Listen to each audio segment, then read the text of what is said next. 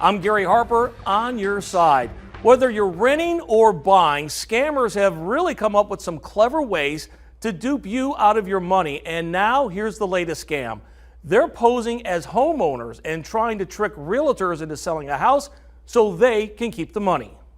It's about separating you from your money. A few weeks ago, realtor Michael Marino was contacted by a man wanting to sell properties within an upscale new community being built just outside of Vegas. It was in a guard-gated, very exclusive community, so he somehow had access to that guard-gated list, so he got me on the list and I didn't think anything of it. He must be the real owner.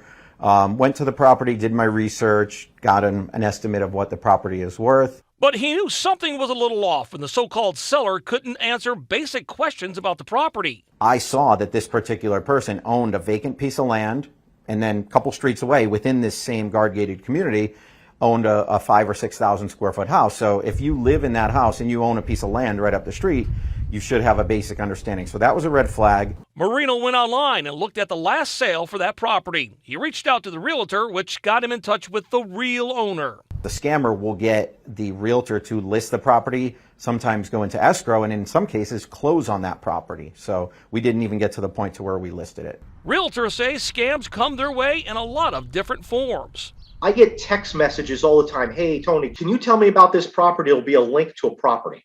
That link is malware because there's a lot of scams right now going on with wire fraud. Tony Modafari says people who are vulnerable get targeted the most. And these are the red flags. Hey, if you got bad credit, I'll work with you. If you can't afford the security deposit, I'll work with you. They're always willing to work with you, but it's always they want the money in advance. Zillow and Trillia and them, they will let you put an ad up without actually verifying that you own the property. If you want to hear more about property fraud and how you can avoid it, just go to our On Your Side podcast. You can find it wherever you download your favorite podcast. We have an episode dedicated just to property fraud. I'm Gary Harper, On Your Side.